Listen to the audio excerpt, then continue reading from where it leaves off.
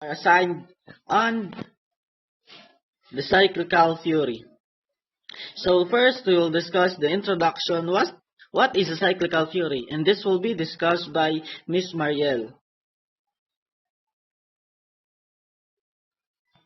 Miss Marielle.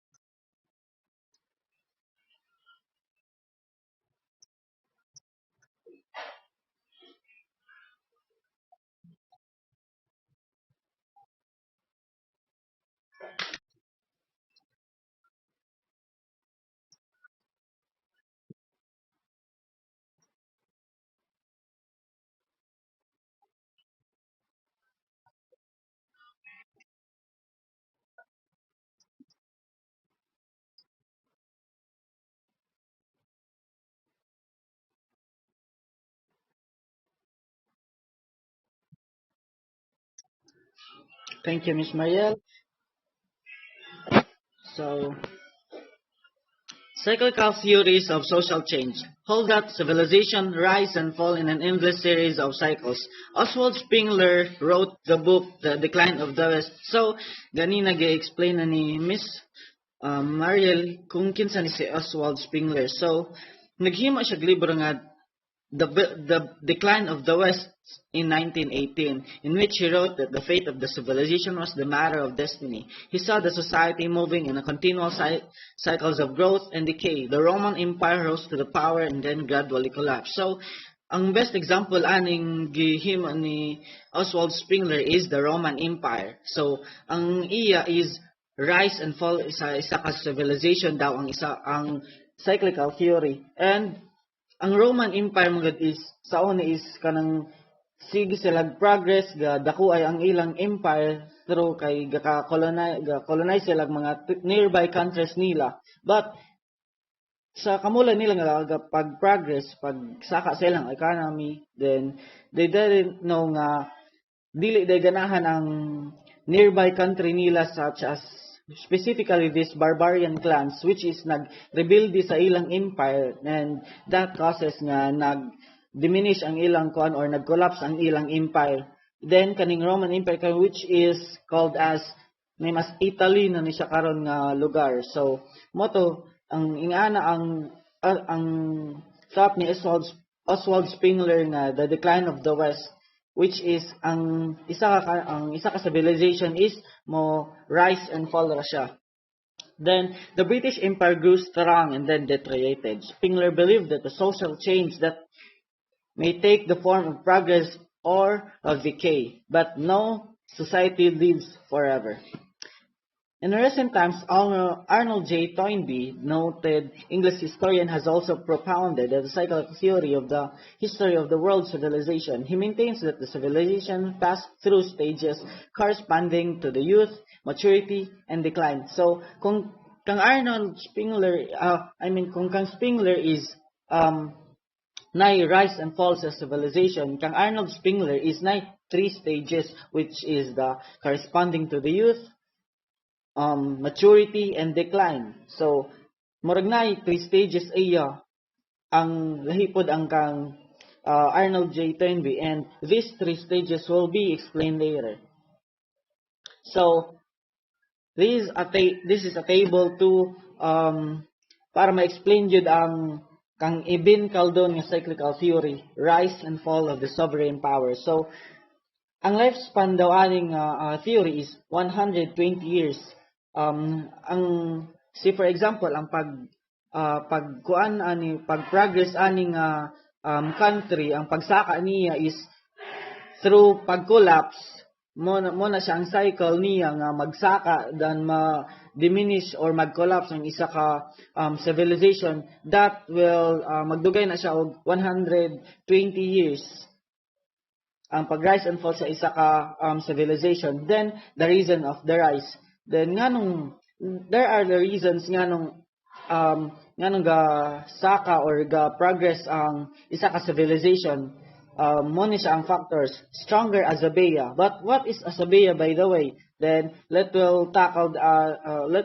will be discussed later. Then taking the full control of subjects and the obedience of subjects, collecting tax, sending an envoys to other states, defending its own borders and soldier superiority, no stronger power on its land. So mo ni ang factors nga nung ga progress ang isa ka civilization kay nasa ingani nga mga factors. Then the reasons of decline, kung natay reason nga nung gasaka ang isa ka civilization, napoy reasons or factors nga nung ga collapse or ga decline ang isa ka civilization. And these are the factors: losing stronger Azabeya and erosion of Azabeya, luxury addiction, insufficient governance, satisfaction and unskillful army, and lastly a weak economy. And the sovereign power type. The sovereign power types are muna siya ang mga empire or states nga kasak or ma-applyan aning cyclical theory. These are the dynasty, state, empire, and civilization. So, let's proceed to the next page. The 3 stages of the cyclical theory. So, the first stage, the society is in the stage of growth. The individuals are not fully united and creative leadership is emerging. The people have primary group relations in their daily situation. There is no regular military force and an established state. There is solidarity and unity among the members of the society. So, sa first stage sa cyclical theory is diri kamulo himo sila og isa ka civilization, which is socializing with other people. Gahimo pa sila ilang own army, ga-build pa sila mga gakuha pa sila mga leaders, gapili pa sila mga leaders para sa pag-build sa ilang civilization. That is the first stage of cyclical theory. And the second stage. At the second stage of the development, Ibn Khaldun says that the society becomes stronger in economic, political, social, and such other fields. The population is not a liability and there is strong government with well-organized military force. The society is strong to face any outside aggression, but the people try to extend their political powers over the neighboring societies. So, sa second stage sa cyclical theory is, diri na nga, nakabuild na sila well-organized army, nakabuild na sila isagid ka civilization, which is nanay leaders, nanay siya'y mga societal people, or mga iyang mga citizens sa isa ka civilization. So, diri na magsugod ang pag-progress or pagdako sa isa ka civilization, which is ang mga leaders is ginapadako na nila ilang mga power para mas mapadako ang range sa isa ka civilization, or mas makasak or ma-widen ang ilang civilization. So, let's proceed to the third stage. So, at the third stage, Ibn Khaldun says that the society enters the process of decaying. The commoner starts feeling the taxes as burden, and the rulers of the chief do not have the real political hold over an average person. Thus, Unity and cohesion are slackened at this stage. The people start thinking individually. There is a decline in all the social institution of the society. Thus, ultimately, the societies attain at the same position from where it started 120 years back. So, and the third stage sa cyclical theory is, diri na ang mga citizens sa isa ka country nga murag di na sila gaganahan sa rulers sa isa ka civilization. See, for example, if in the Philippines, if nagbotar tag isa ka president then or leader sa akong country, but in the, kung i-apply nato siya sa third stage is murag di na taganahan the way siya mamuno sa atong country. Murag ang taxes nga ginasingil sa ato is sobra pa sa ginasweldo sa gobyerno. Then murag corruption is murag against ang government is against na kay sa tao. Then ang tao di naganahan og participate or di naganahan musunod sa gobyerno, then murag ga-rebuild na sila dito gakabuo ang mga protesta ing ana. So then mahitabo po diri ang katong pagka humana sa termino sa isa ka president, then we will elect a new president again or new leaders of our country. So that where the third stage enters. But just like what I said lately, nga 120 years back or 120 years ang lifespan aning theory ni Ibn Khaldun. So let's proceed to the next slide, the Philippine contextualization, and this will be discussed by Miss Mariel. So Miss Mariel.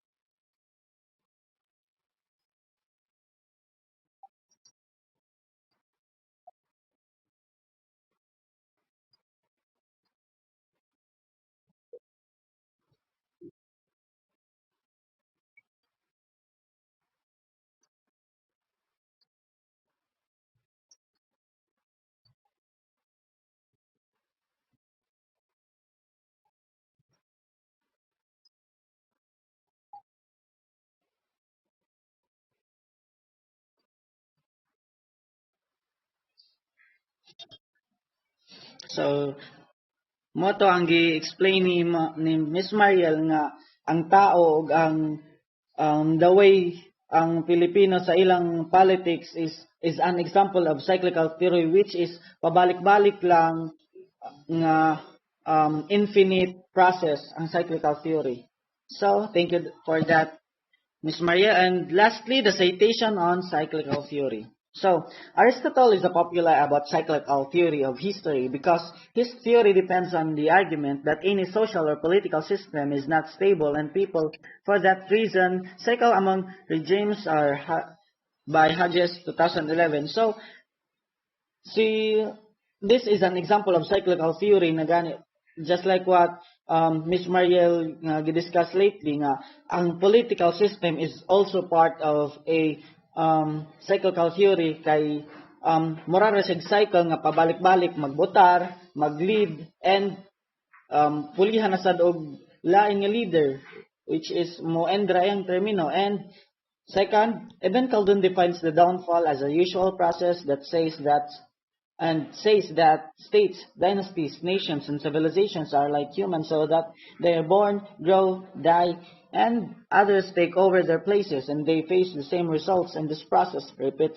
itself again and again, and this cycle is infinite. So, muna kang Ibn Khaldun in 2016. So, just like what Mariel said, nga ang exact example sa cyclical theory is isa ang tao mismo kay mo ianak, motigulang mamatay. So, but mabalik raman gyapon nga process mo paulit-ulit ra na ipanganak, tapos mo tigulang tapos mamatay, but lahi-lahi na to nga person, dili na siya nga, dili na, for example nga, kung ako karon ipanganak ko tapos matigulang ko pagkapatay nako, pag anak otro ruwi na sa drugal ko otro, but it's not that murag lahi na bitaw nga person na sa dayon ang kuan, lahi na nga person ang mo appear ana nga cycle. So mo na siya ang cyclical theory, which is ang iyang process is infinite, sama pa ni Ibn Khaldun. So just like what I said lately is ang factors nga asabeya. So let's discuss what is asabeya, by the way. So asabeya as a term is not so clear, and some researchers regard it as blood bond, solidarity, the group of solidarity, social cohesion, and tribalism. This is not just a feeling, but a collective action. Hassan 2011. The social unity or cohesion takes place spontaneously in clans or tribes, and religion ideologies makes this social cohesion much stronger. So, ang asabeya day is murag communication or unity sa isa ka civilization para mabuo ang kaning society. Kay kung for example kung sa isa ka barangay walay communication sa usa sa mga iyang katawhan, I guess walay ma-build nga isa ka barangay. Kay for example kung ang kapitan dili makig-communicate sa iyang mga citizen, malamang dili ma-build ang isa ka barangay kung walay communication ang citizen o ang iyang leader mismo. So that's where civilization build muna siya ang asabeya, unity or communication sa mga citizens sa isa ka civilization. Then asabeya's core is a lineage, Ibn Khaldun 2015, 27 to 28. Lineage makes people high, trustable, especially in hard conditions and scarcity, making people connect with each other more. People can even take a risk of wars for lineage. So just like what I said lately, asabeya is a core lineage or communication nga murag siya ang word nga motabang para sa mga tao nga mosalig sa usat usa or kaning maki-cooperate para maka-build og isa ka civilization or isa ka society. So that is asabeya. And these are the resources, and thank you for listening. That's all. Thank you.